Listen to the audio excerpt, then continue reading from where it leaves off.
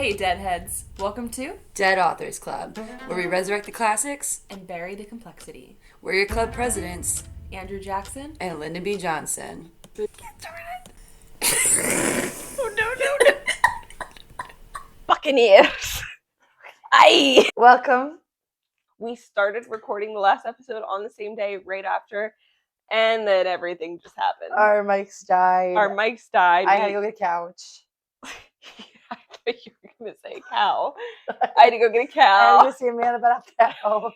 I had to go get my kid. Yeah. Yeah, it was just a lot. We decided to postpone until today. And here we are. Episode 7. Actually, though, 6. 7. Wuthering. We had 3 wutherings. Wuthering. No, we had part 1, part 2, and then movie and analysis and all that stuff. I thought all that one was... Oh, yeah, you're No. right. 3 wutherings. Then, who do we do after that? Yellow wallpaper? Mm-hmm. Yellow wallpaper, and then Old Man of the Sea, and then Buccaneers, and this Buccaneers too. Okay, so let's just, without further ado, jump right into the Buccaneers. So I wanted to start with character analysis. If that's all right with you. That's all right with me. So I really wanted to talk about Mrs. St. George and Mr. St. George's relationship.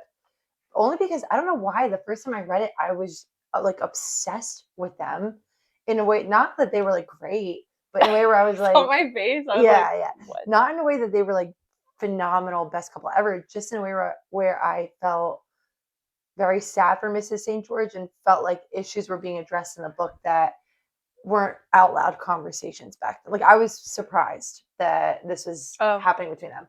So a lot of it is we talked about in our recap, but she goes through a lot of embarrassment in her marriage, and she says like he's handsome and all of the women that look at him, want him, he's coveted, but then he gives her these gifts, and each gift reminds her of a time where she had to basically humiliate herself for something he wanted because he didn't take her serious. So even though the things that she wants or believes are very serious problems are small in perspective. She doesn't think her daughters should make friends with somebody because of society, like whatever. So even though they are small in perspective, and when we look at her now, we're kind of like she's a little problematic herself. I do think that there's a difference in a marriage with that. Yeah. When your husband doesn't take you serious, it hurts like a lot deeper. Yeah. And it's the one person that is supposed to always try and take you serious. And he just always tells her, like, you're so silly, you're so childish. What's the big deal? Which when we talk about Pride and Prejudice, I think the comparison between these two marriages will be interesting because both marriages do this, but one is a lot more loving and one is a lot more of a safe marriage, you can tell. Where this one, she's constantly talking about like feeling humiliated, feeling embarrassed, afraid of her husband, doesn't want to address things with him. And then on top of that, he's cheating on her and she knows it, and basically everybody knows it. And then while in Pride and Prejudice, it's like completely like opposite in that way. We'll get to that. We'll get into that. But I've been thinking about them as I've been thinking about Mr. and Mrs. St. George as I've been reading Pride and Prejudice, and just the comparison is wild because, like you said, a lot of marriages or dads that are written in this time are written to not take their wives that serious and kind of be like funny comedic relief, but in a way where they're constantly calling out the hypocrisy in womanhood, I guess, in society. But in this one, it's just so different. It's so much darker, I feel like. Well, I think that it reflects these period pieces really well. Okay. In that, obviously, marriage was for rank, was to gain rank, gain wealth, secure your place in society, right?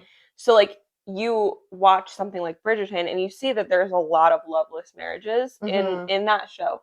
In this, in a lot of pieces from this period of time, I just wonder if that's like a commentary on the time. Like it's just normal. It is. But also, I wonder if it's a commentary on Edith Wharton's own marriage. No, well, it is. And I think we talked about this in the last episode. It's hard because we did them back to back. And we did record half an episode, and I forget what we talked about and what we didn't. But Edith Wharton's marriage was loveless for the most part. Yeah, we did. But Nan and Miss Test Valley are different extensions of Edith Wharton, I think. So if we can jump into analyzing Nan, she is this young girl who is on. I know. I heard it.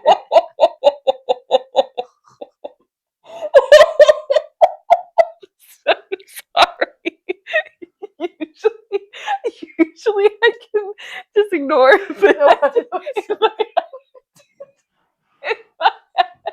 I was like, she's speaking Hebrew. she is a young girl who she's a young girl who tries to. Oh my Anyway, God. so it was such an accident. It's unreal. I have to show you guys that I'm like actually crying. Yeah. Knowing us, this is gonna be hard to recover from. Okay, Nan is definitely an extension of Edith Wharton. I can get back. Because Nan is young, bright.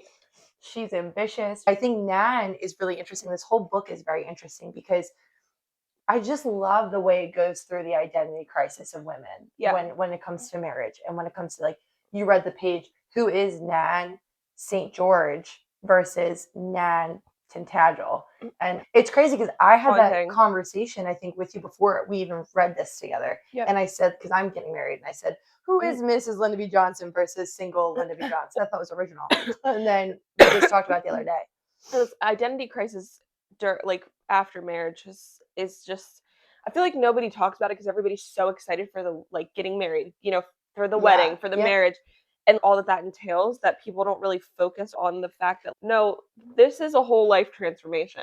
I'm not going to be living with my mom, my sister, like, you know what I mean? That's what Nan is going through in the book. But I feel like, you know, every girl has that moment. Yeah. It's just not really talked about because it's overshadowed by the excitement joy of the wedding, yeah, and you know, getting married. Nan goes through it post-marriage, like post-excitement of wedding and stuff. And so the story is a coming-of-age story, which is a subgenre that goes into, like, children. You follow a character from their childhood to their adulthood. They go through something really hard that changes them, usually something traumatic, and then that is who they become the rest of their life, kind of. Yeah. With Nan, so this is Nan's coming-of-age story. I think it's all of the friendship, though. It's all of them. They're so girlhood, like so young and vibrant in the beginning. And then through their marriages, each and every one of them, they become somebody completely different and more serious and more, like, Conchita is a great example of this because she's a side character, so you don't get a lot of her story, but she's like that main character energy in the beginning of the book where everyone's talking about her, everyone's gossiping about her, you know, her whole life, and she doesn't even realize it because she's just living her best life. Then she goes into London and they chew her up and spit her out, and they're constantly gossiping about her, but they're also treating her poorly. It's not the American fake way. It's like London hates you. Also, you're cut off from this great marriage that you had. She marries first. She marries almost the best because she was first. You know, she kind of leads the group in that. And then she's cut off from all of that wealth. And on top of that, her husband gambles away all of her wealth and he's never home. And then she has to go to Nan and kind of humble herself. And so that's, like, you can see her transformation in adulthood and who she is as a woman and a mother because she gets pregnant almost immediately. It really follows Nan now way more. You're in her head a lot more, and her struggle with identity. I just love that this book really goes into that with women. If you close read it in that way, the theme is so strong in that. And then you have the men in the book. So you have Mr. St. George, and I just think that their marriage is really important because it frames what the rest of the marriages in the book look like. But then you have Guy and you have Ushant. And I just got this idea today, actually, thinking about the book, and like comparing the characters. I really feel like Ushant is meant to be symbolic of old societal marriage expectations and ways. Like, he is in the book, he loves Nan as best as he knows how. Okay. Yeah. He does not truly love her, I don't think, because he doesn't know her enough to love her. And he has very high expectations of her. Yeah. And he is not willing to bend on those. He's willing to, I don't know, meet Nan sometimes where she's at, but he's really not willing to bend on his expectations of her. And as his wife and as the Duchess. English standard societal expectations of her, because he's very by the book. Yeah. This is what a wife is for. This is what she does. And then you have Guy, which you actually said is Ushant's foil. Yeah. Yeah, where he's a man written by women, right? He's the ideal Prince Charming. He respects women. He nurtures Nan's ambitious mind and her creativity, her love for art. They want to travel together. They have this quiet passion. He respects the fact that she says, I just need you as a friend right now. And I really fully believe he's meant to symbolize what Edith Wharton believed new marriage should be looking like. Let's end the conversation about marriage being about prospects and a good marriage being about wealth, and let's start talking about why marriage should be about bringing out the best in somebody, if that makes sense, Yeah, I love that. I think that's, again, probably a good representation of Edith's marriage and versus the men that what she wanted.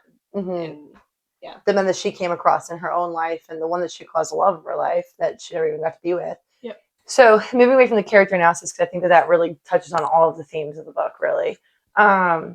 Let's get into the show. I'm so excited for this part. Go ahead. Were you going to say what I'm about to say? How we found the show? Yeah. I think you told me about this. You were like, there's a show. It looks kind of like the same vibe as Bridgerton, right? Yeah. And we were just kind of looking for a similar vibe. And then I was like, all right, well, we can put it on. We put it on and we were just like not fans The first of it. episode was weird because you go from British Bridgerton to American Buccaneers, but I don't know, this is the accent. I think because they're speaking with American accents, it sounded more modern. Yeah. And so it was a little bit off-putting until you realize, oh, it's taking place in New York City. Yeah. What's the time? Aristocratic New York.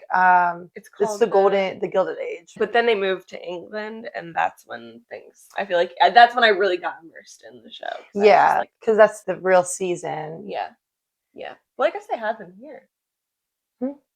I guess they had, seasons. They had seasons here, yeah, but I feel like it was just different, and it was old money only, basically, which is why they struggled so much. That's why they moved into London. Yeah, because if you think about it, in America, we don't really have it's not aristocratic society, really.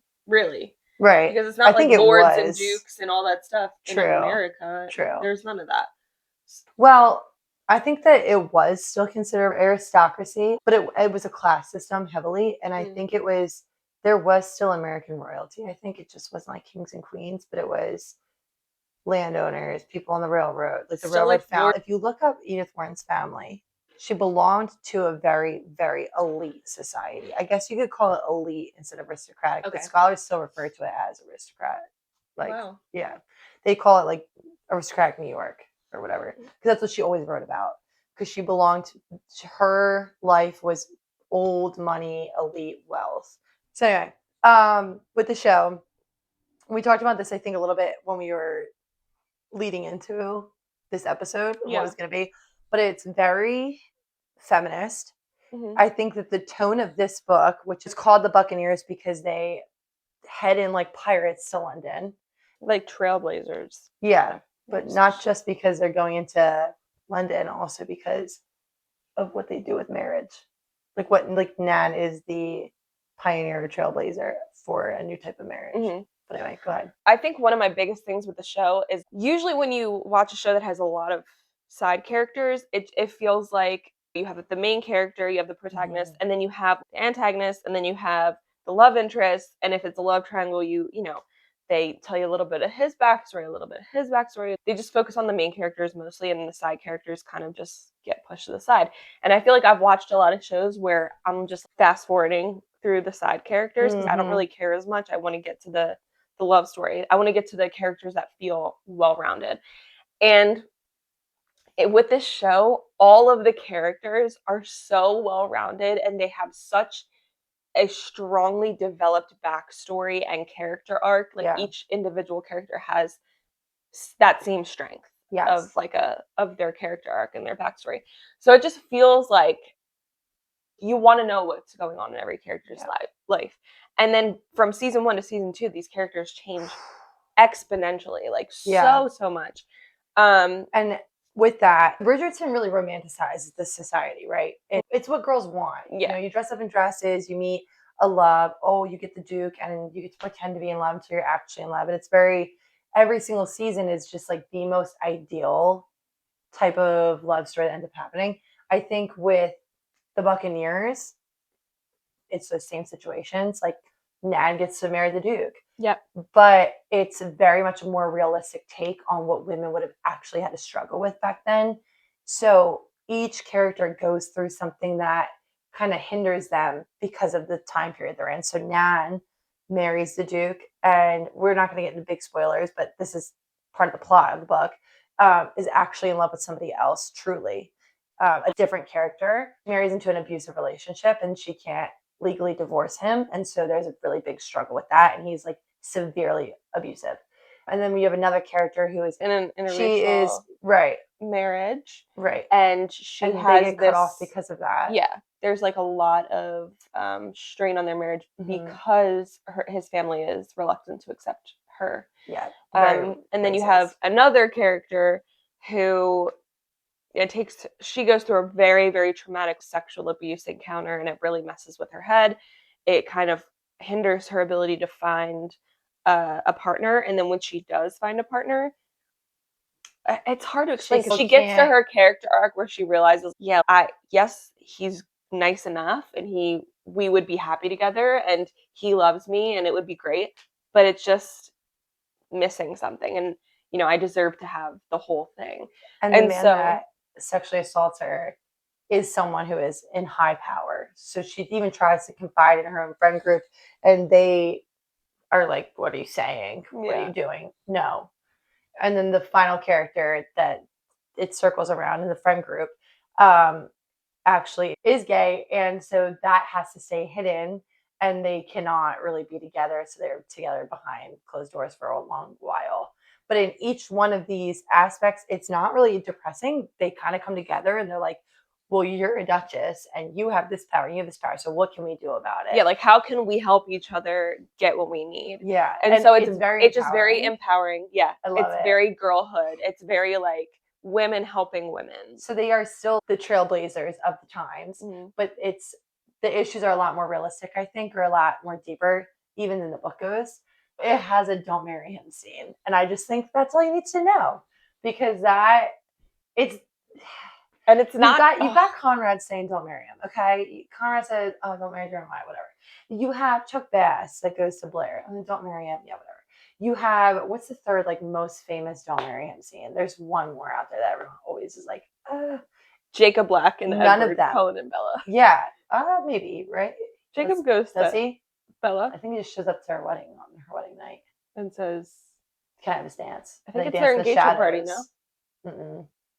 I remember because I was really excited when I read that. Well, in the movie, he does. And there's a lot of these famous epic "Don't Marry Him" scenes. None of them beat the Buccaneers for me. Because when he says to her, and I'm not telling you who, and I'm not telling you what the situation is, but he says to her. I just replayed it in my head. He says to her, okay, it's so good. Don't choose him because he's a nice guy, okay? Don't choose me either. But don't choose me either. Choose yourself. Because you can never be with, whatever. Choose yourself, because who wouldn't? And you deserve to have all of it. All of it. You deserve to have the passion that we have, but not be a secret and live your life out loud like he could give you. So if you have that with him, go marry him. But otherwise, he doesn't deserve that. Like, he doesn't deserve you. And I just love that he says, choose yourself because who wouldn't? And it's like, even he is so selfless. It's honest to goodness. And he's got the running tour scene. But let me tell her you, day. In the rain? Was it in the rain? No. Remember, he's just sitting on the bench and he's just like, it just goes running. And you're like, get there in time. And the men are just such good men in this show. And it's what made me really want to read the book. Because there's even one point where the men are stressed out, Guy and the Duke. They're like, what are we going to do? And one of them goes, we just thank God for the women because It's they're so gonna figure true. this out. And they always do. The It's women always amazing. figure it out. Yep. I'm thinking of this one scene. That's my favorite quote in the show. Thank God for the women. Sit back and see what they do. I wonder if I can say this. If not, I'll cut it out. Okay, yeah. I don't want to be spoiler. Ushant's name in the show is Theo. And he is just okay, so obviously, you know, Annabelle, we've talked about Annabelle and Ushant or Theo in the show end up getting married. Mm-hmm. And there's a lot of other things that go into that because obviously it follows the book, but it kind of takes a little bit of creative liberty, I would say. It does, yeah. In a very great way that I think Yes. pays really, really just pays like a ton of respect to what Edith Wharton was trying to do with this book. I agree. I think that there's a lot of show adaptations or movie adaptations of classics that feel like, okay, we're just trying to kind of like reenact page for page, and it feels very flat and it feels very like a play almost, like like not an entertainment scene play. for scene, word for word, and it doesn't translate the way it's supposed to. And it doesn't explore all of the symbolism and the themes, and it doesn't really go into like the tone. It's the tone, you know? Yeah, and but I think that this, but then you have other adaptations that take so many creative liberties that it's like, all right, you're doing kind of a disservice to the author, and you're kind of, you know what I'm thinking? Yeah, I do. Yeah, but I don't. We do, but we don't though, because we both. Okay, anyway, but with this, I feel like any creative liberties that they took are very in line with the characters that Edith Wharton wrote. And I think that what she was trying to do with this novel was accomplished in the show. The show, absolutely. Really well. I fully agree with that. There's one scene where something happens with one of the friends in the group, and their front page news, and it's really, really bad. Really bad. Like, yeah. And so Nan she's the Duchess. She gets invited to the black and white ball. I forgot about that scene. Oh. And in order to help, it's part of the preview. In order to help her friend get off of the front page of the news, she goes to the black and white ball, shows up, drops her little cape, and is wearing all bright red. And guess who opens her door for her and says, "Come on, do your thing. Show me your thing." Theo, the Duke himself, the man. So that is one huge difference from the book to the show. Is actually they still translate this so well. Theo truly loves Nan in the show a lot more, and he's like a really good guy that you mourn that she doesn't love. Like you want them to be together because she does. Like it's hard because in the beginning you feel like I was gonna say she is falling in love with Theo, the Duke. She's falling in love with Guy at the same time. But obviously, I don't think in the book she ever falls in love with Theo. No, in the show I'm talking about. Okay. In the show, they fall. She kind of like starts to have feelings for them at the same time. Yeah. But it's just like one wins over the other one, and it sucks because the Duke Theo in the book is just such an incredible guy. And you're just like, I want you to be happy. Like you deserve to be happy. Yes. You're such a good guy. You love her so much, despite her being, insane. She's not insane. Not knowing what she wants. I do think one thing that it does really well that the book was trying to do was like Nan is the factor that is the problem in their marriage. It's that she's missing part of her, and that's the only thing that's really wrong. Like she can't sacrifice that part of herself. Yeah. And that's like really the only thing that's wrong in their marriage, and that's okay. And that happens so much. And that happened even with Edith, which is I think why she wrote the marriage to be this way. Because like we said, in the book, their marriage is dry. They don't get along. They don't have anything in common. And then in the show, they are falling in love, and he's this really great guy that is so hard. Like it's so hard to watch him love her so well, and her still reject it for somebody else. But again, that's life, that's realistic, that's relationships, and I always talk about my one pet peeve with love triangles. Yes, I was just gonna say. Okay. So no, you say it because my one huge pet peeve with love triangles is when they set it up perfectly where you're like this one, no, team this person, and then they ruin one story so that the entire audience can be okay with the character's decision at the end. And it's just like, why? You don't have to ruin it. It's okay if that character just chooses the other person. It sucks, but you don't have to ruin that person's character. It's not realistic. Or that story, where sometimes it's just like the decision that gets made, and or they kill them off, or they just ruin the story somehow with that person, so that you're okay with the fact that they end up with this person. Yeah. This show does not do that.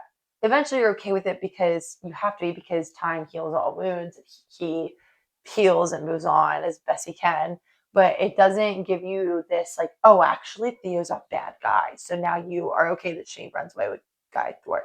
Your book did that. Your version of the Buccaneers did that.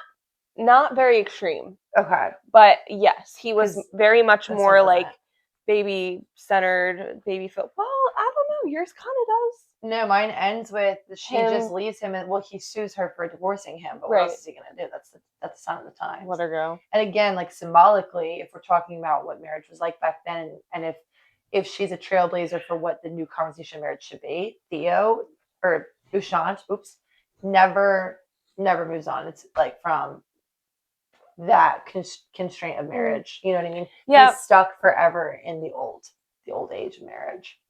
But yeah. So watch the Buccaneers. The Buccaneers is one of those shows. Is probably one of the. Season 3 is coming. It's so coming out. I'm so excited, dude. I was so scared that they weren't going to renew it because I feel like I don't see. At least maybe my feed's just not set up the right way. Maybe my algorithm's a little off, but I don't get a lot of Buccaneers content. No, it's so underhyped. I feel like people don't talk about it. I go and search for it. I search it on TikTok so it becomes on my For You page because I want to talk about it with people. It's and not so people good. are talking about it. It's like Handmaid's Tale meets Bridgerton. It's very like these are really serious issues that women go through during the season. Like I love it. It's the best of both worlds. And you got that like I would say I went into it looking for another show that was like Bridgerton, and now nothing touches it. Nothing can touch the Buccaneers for me. It's so good. Yeah, it's my all-time. So definitely watch it. Do you want to do Blame the Authors and favorite quotes? Well, or do you want to say more about the show? I have a lot to say about the show. Talk to me. I love the show so much, and I had a huge point that was very important, and I forget it because Miss Yappity Yap over here. So just kidding. No, I love stop it. yapping. What were we talking about with the show? What would you have forgotten? We said everything. We didn't say everything. There's so much to say. I can't think of anything else to say about it that's not going to give it away for them. It was something about Theo. Theo being a good guy. Theo being... He does get his kind of little villain era. No, he doesn't. He goes through heartbreak. That's so different. The last episode of season 2? I don't remember. I don't think so. No, I think if anything, Nan's the one that's severely flawed. But let me tell you something. I'm a Nan defender. Yeah, she will defend Nan. I don't think anything is wrong with Nan's decisions in season 2. Except for a little bit, but I don't wholeheartedly disagree. I think Nan is a very, very I guess you get an explanation as to why she starts acting like that. I think so. And I think it is excused, and I think that she's in the right a little bit. No, not in the right. But I think that it's justified because of her fears of what she's going through. All right, here's the thing about Nan. I think that what they did really well, the best with Nan from the book to the show, is translated how much of a little girl she is. Because she is so, I just feel like she reads. Because go ahead. She reads very immature. She does in the beginning. She reads very like bratty, stomp my feet, little girl, red faced. Throwing a tantrum. I can feel a shift in her, and I feel like she ends up being more mature. Yeah, I agree. Okay, I agree. But for the most part, she just, and I feel like even when she starts to kind of grow later on in the book, when she's having these conversations with Guy, like mid-book, she's still throwing a tantrum. She's still crying. Yeah, but her tantrums are a lot more. And even Guy says, like, I look at her like she's a little girl. Yeah, but that's a problem. No, I think Guy looks at her like she's a little girl because that's who he fell in love with. And then she says, I'm not that little girl anymore. And he goes, well, I need to get to know this woman then. Like, and she is grown. She has come a long way. And that's why Nan in the beginning of the book would never make a decision to run away with Guy. She would have stayed hidden and afraid in that marriage. And she finds herself and she finds her voice in her loneliness and depression of her marriage. Yeah, I think she grows a lot. When you were reading the lines with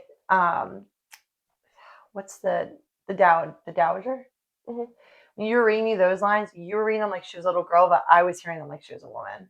Like, she's sitting there saying, no, I'm not going to do that. No, that whole scene, I felt like it was Nan from the show. I was picturing Nan from the show too, but I don't think she was a little girl. I was picturing her in the beginning when she felt very, very immature. And even, I don't know, she makes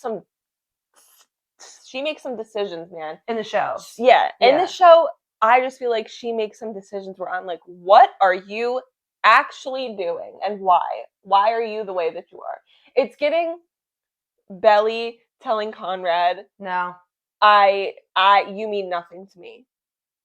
Oh, no. You mean nothing to me. I don't think Nan's decisions ever felt like that. They absolutely did. We have to go back. I think they feel selfish sometimes, but that's because if your character is not flawed, then they're not realistic. Yeah, you know what I mean? I think Nan's a little bit more than flawed. I'm not. I think Nan is very problematic in the show. I also think she's a little problematic in the book.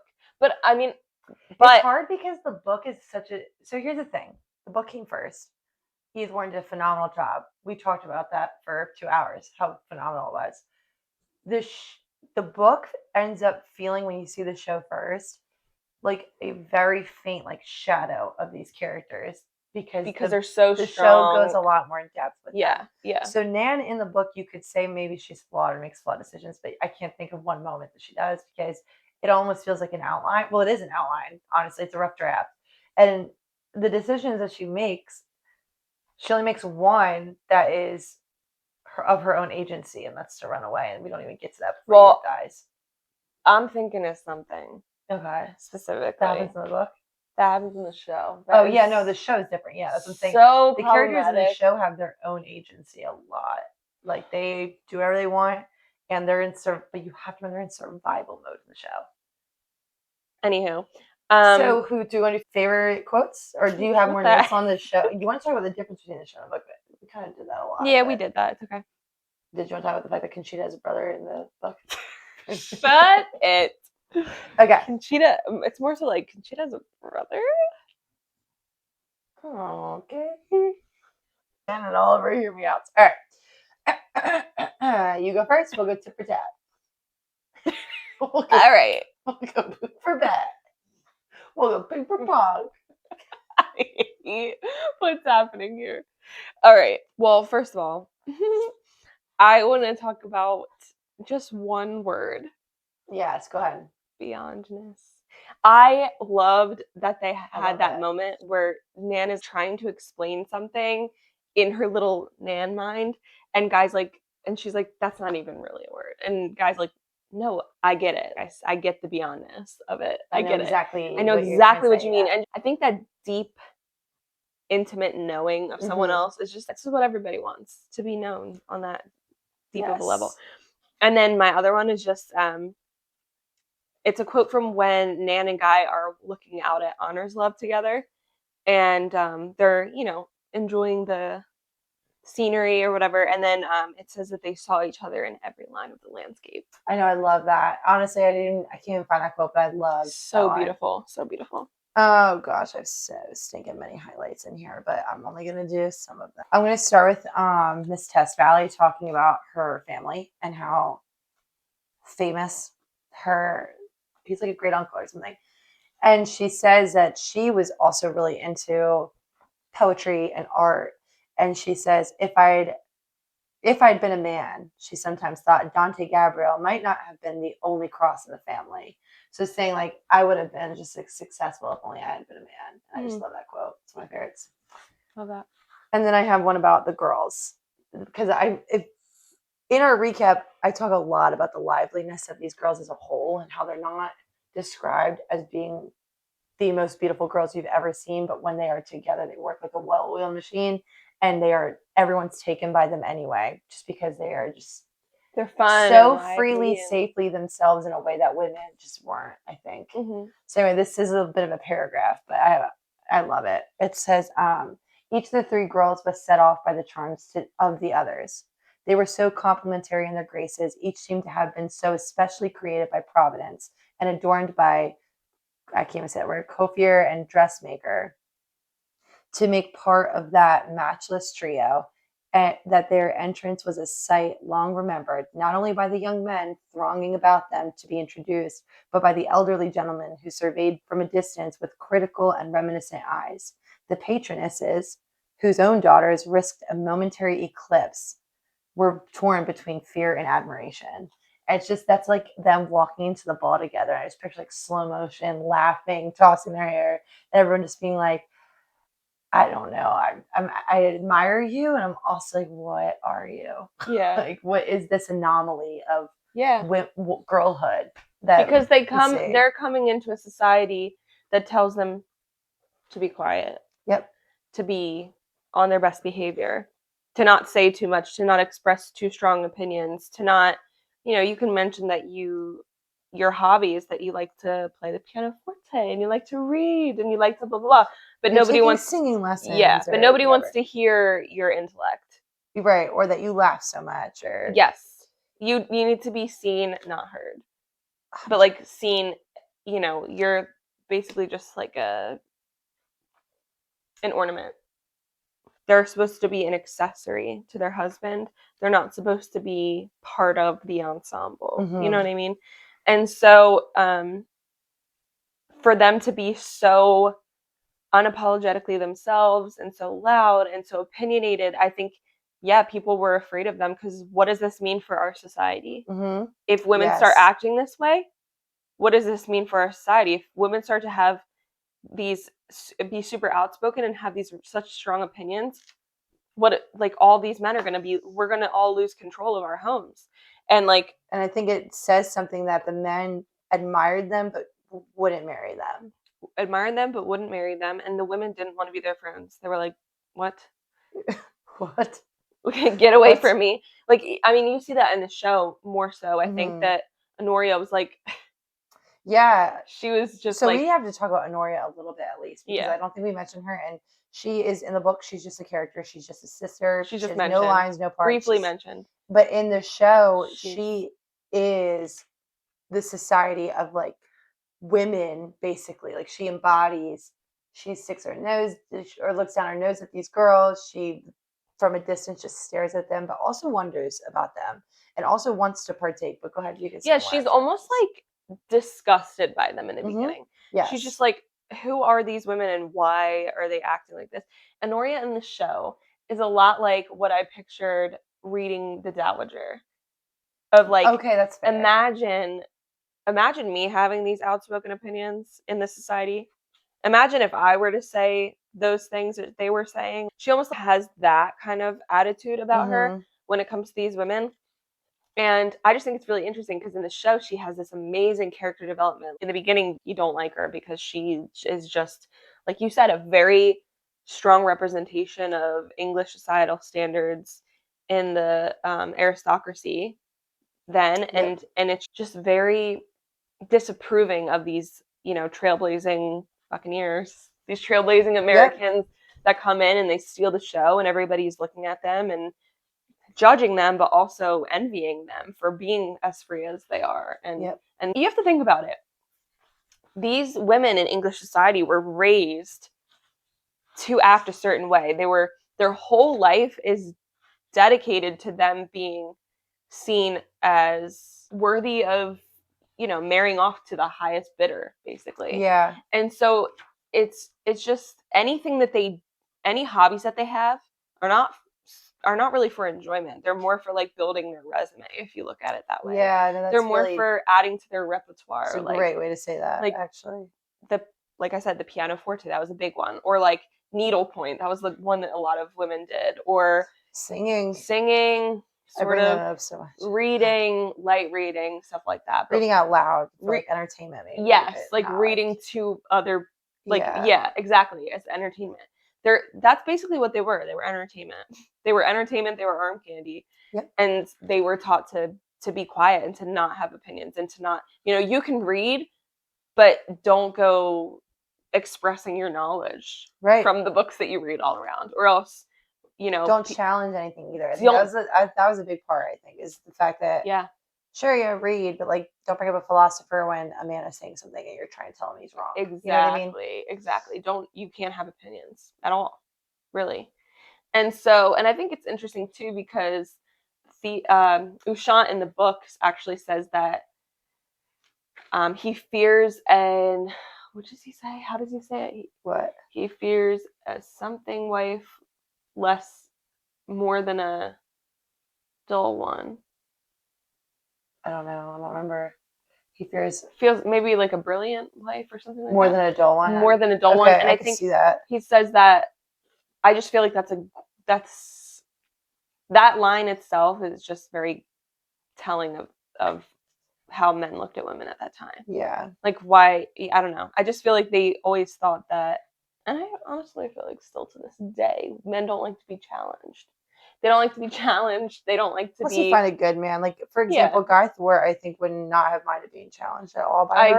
I agree. I found this. And I think that that's also very encouraging. Very encouraging for me, at least. I think, yeah, and I think also the fact that Edith Wharton was able to even draw that type of a possibility. I mean, is it fantastical? Probably. You know, I mean, there are things about this book that are realistic. There are things about this book that are not, that make it almost fantasy. The fact that they married so high and so successful, each and every one of them, you know, but also the fact that Guy Thwart was a man that came in and encouraged this type of behavior from a woman and wanted more of it. Which is so interesting because he grew up in the same English society that everybody else did. Right, but he, from the beginning, from when you meet him, he challenges, like his dad wants him to be this person that he's just not. That's true. And so I think he found comfort in Nan being like, oh, you're also like that. Yeah. You know, I found the quote that I've been trying to find for 20 minutes. One side of her loved as much as the others did, dancing, dressing up, midnight romps, practical jokes played on the pompous and elderly. But the other side, the side which had dominated her since her arrival in England, was passionately in earnest and best with vague dreams and ambitions, in which a desire to better the world alternated with a longing for solitude and poetry. I feel like that's me all the time. I'm like, part of me loves to go out and dance. Part of me loves to be social. And then there's part of me that underneath that longs for just being home in solitude with poetry. Like, I love that quote. It's my favorite quotes. Yeah. And then there's ones between her and Guy. I love anything Guy says about her when he's thinking about her. But yeah. So I think Ushant was really. Never mind. What? I liked him a lot. I think it's because I picture surprising he was. There were times where I was surprised that he would bend to Nan, and then that made me be like that's a woman, a strong woman with a good man. But then I don't think he was meant to be read like that. I know. It's just because I am thinking of Theo. We're projecting Theo from the show onto Ushant, and that's one of my blame the authors. Ooh, so do we want to blame the authors? Let's blame the author. And then I can do the modern mirroring comparison. Go ahead, you start. My blame the author, unfortunately, is I kind of wish Ushant in the book was more lovely with Nan and more like, I wish that their relationship, I just really liked the fact that the show showed that Nan struggled between two men, but like two really good men. Where in the book, it was kind of more okay to be like, okay, this marriage isn't it.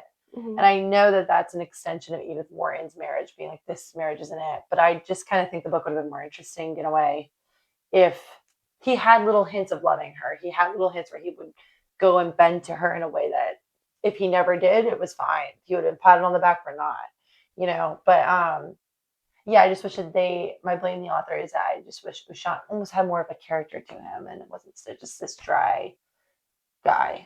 Yeah, I mean, he even says that in the book. He says that he was dull. Yeah, he calls himself dull, and I felt it. Yeah, I agree. My blame the author is, I don't think I'm a fan of the third party omniscient. Oh yeah, that threw you off a lot. That threw me off. Which is interesting because I'm pretty sure Pride and Prejudice is third party omniscient. I've been in 4 people's heads so far, but it's shorter. So I think it feels more natural to jump inside someone's head before they speak something. So you don't realize it as much. Where this one is long paragraphs inside someone's head and then long paragraphs in a new scene in a new year in someone else's head. Yes, it felt very skippy. Yeah. It felt very skippy. Which it was her first draft. So yeah, that's fair. That's true. You know, like she died before she But it was still edited. Yeah, but edited as best as they could without it being Eden's Edith's mind, Yeah. Eden, without it being Edith's mind. No, So I get it. They probably just cleaned up the writing, but didn't, marry the scenes better or anything like Yeah, that. that I felt like was really confusing because even we were even debating this in the beginning, that I thought that it opened with Mrs. St. George watching her daughters at like 6 as and 8. kids and like the other girls as kids playing on the veranda, because she talks about how these girls aren't threats to their daughters yet, but as they grow, they would be. And so I took it as they're kids, and the only one right now that she sees as like potentially a rival is Lizzie, right? To Ginny, and that like Conchita might grow up to be beautiful. See, and I think Conchita, if you're right, if it opens with them as kids, I don't think Conchita comes in until they're about to come out at 18. I don't know. I think that's where the time jump happens. So that's how I took it, and then and it's interesting because when you go back and read it, you could even see how I derived that because idea. She talks about being 10 years ago. Just 10 years ago, I was playing on this veranda, which would or mean like that running she was, around on this veranda. Or yeah, walking, it would mean she whatever. was out then. So then she couldn't have had daughters that were like 16 right now. 10 years ago, she was a single woman. Mm-hmm. So that's why I was like, okay, I could see where you're coming from. Yeah. The only reason I say Conchita came in, that's where the time jump happens, is because the rest of the book, she's begging her husband that for Conchita, this new girl, to not hang out with her daughters. Mm-hmm. So that's why I thought that that's where that happened. But yeah, I could see why that would be. So like the author. The fact that we both read it differently and there was a couple points in the book where I was like, editors too, though. Yeah, where I was kind of like, do you remember there being a time jump here? Right. And then, or do you remember this happening? Or I feel like this is what happened. And you were like, I could see that, but no, I took it as this. There's so many different ways that you could read this book. Yeah. That would probably be my blame, the author, is just that. It's crazy because yours is the final and accepted continuation of the Buccaneers. Mm-hmm. This one came out after the show was made. It's based off the script, but I thought it was a lot more cohesive than yours. Yeah. Like, I liked my version a lot more. Mine was really jumpy. Mm-hmm. It just felt very jumpy. Yeah. It felt very jumpy, and it felt very confusing at a lot of points.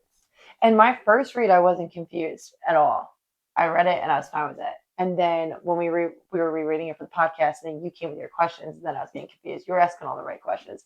One thing about Andrew Jackson, not a plot hole girly. She will find any, and I actually love when she reads my work, she will find any and every plot hole, and she will question it. Where I accept it. I'm like, I didn't even think about that. I just kind of kept reading. I was confused, but I just figured by the end of the story, for me, if I understand 85% of the story, I'm like, I understood the story. Because when I go back, I know that other, 15% will filter in. And I'll be like, oh, I didn't even realize this happened. But if you can get, especially with classics, if you can get 85% understood, I think you're fine. If you can understand what the main plot points are, the analysis of it, why the author even wrote it. Mm-hmm. But you can also go back and find that. That's how I feel like. I feel like when I reread Wuthering Heights, I'm going to be like, whoa. Yeah, no, I'm excited to reread Wuthering Heights. But also, I feel like I am not like that at all, where I need to feel like... She can't accept it. She can't understand it unless it's ironed out. Yeah. Yeah. I will be angry. It makes me physically angry. You are.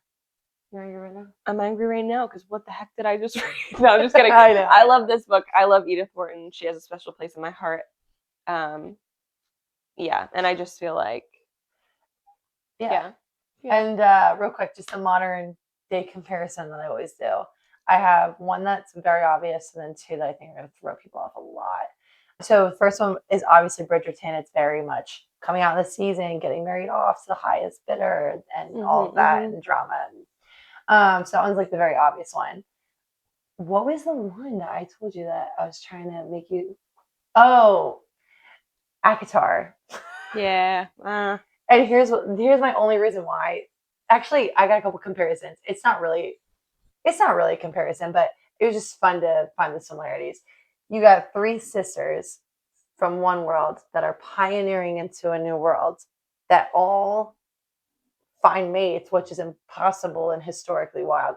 Allegedly, we don't know. We'll see. We don't know if the third one finds her mate, but one basically marries a duke, the High Lord, and then leaves it. Well, this is kind of a spoiler, but she also has that same inner turmoil of, am I with the right person, or is the love of my life actually somewhere else? Runs away to find the love of her life and ends up with the love of her And so there's that side of it. I can and then you have the see other it, girls now coming in, and then one finds their mate, and the other one's probably gonna find their mate. Probably. And we'll they're see what taking over the world over there. So that's like why I said that. The other one is also a stretch, but especially because, like, listen, if you want to read something like this, probably Bridgerton's the safest bet that's modern. Yeah. What I'm about to tell you, you need to look at the trigger warnings for. But it's A Little Life. Because I'll tell you why. And the more I think about it, the more I'm like, this is the exact same version of this in modern day, except heavily traumatized because we're in 2026. We can write about these things now. I'm waiting for the explanation. It's the male version. It's 5 boys. No, 4 or 5. That's been a while. That start off in New York at the bottom of the barrel. Okay. And I just did that thing you hate when I said okay. You've done it a lot, actually, this episode. Did I? Yeah. That's the first time I've noticed it. Okay.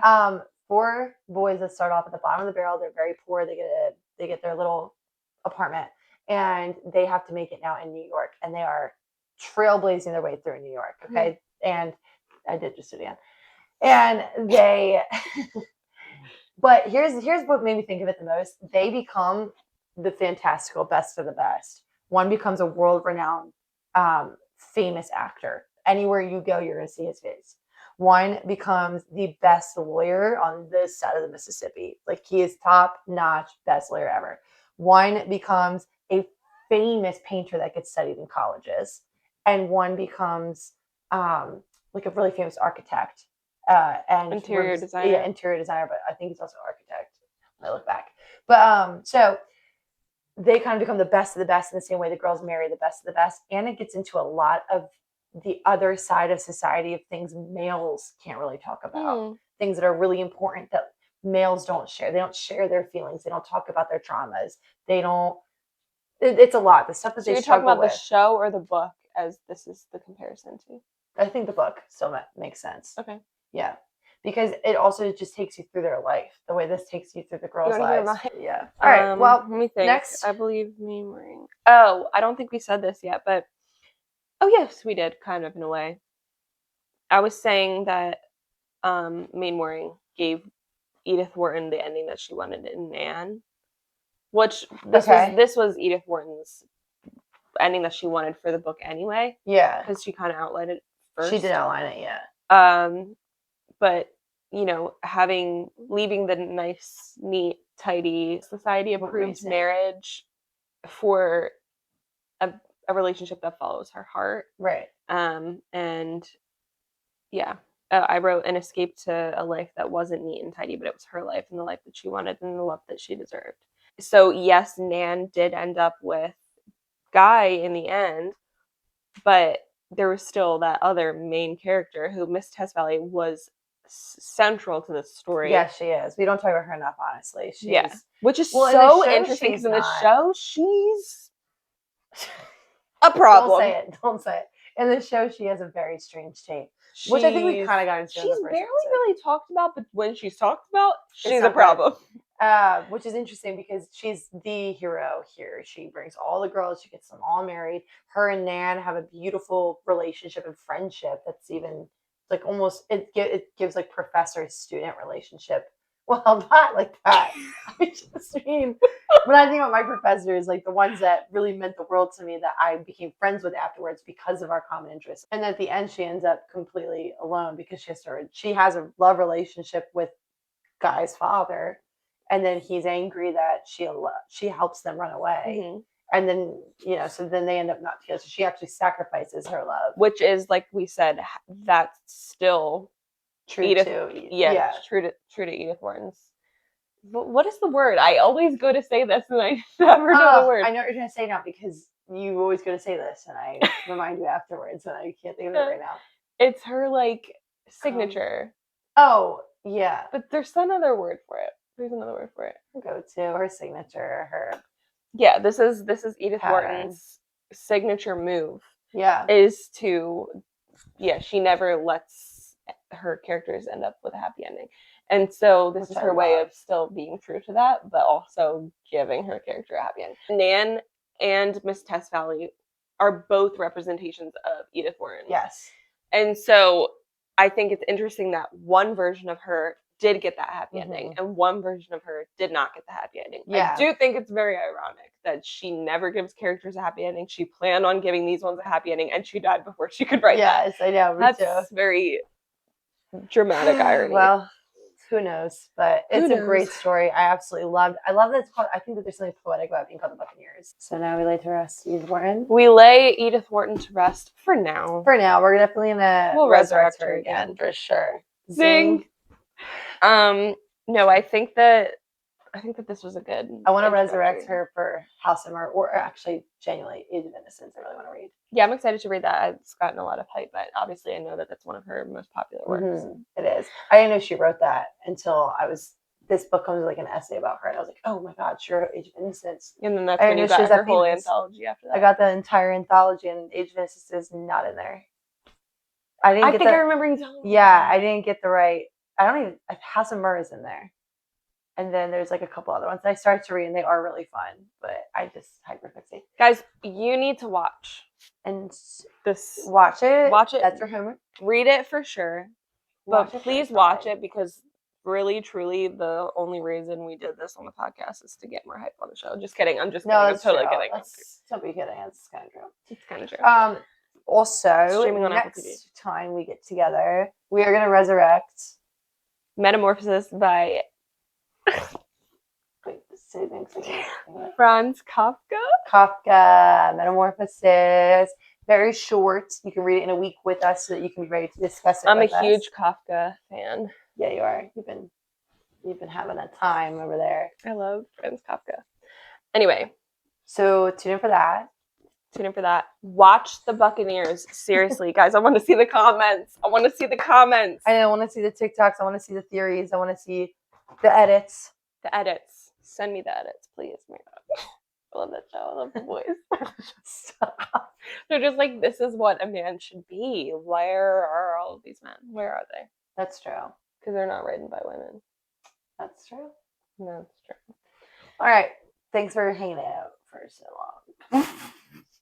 Night, Edith Wharton. We will resurrect you. Oh, yeah. What's our little eulogy here? Oh, rest in unrequited love. Rest in youth. Rest in girlhood. Yes.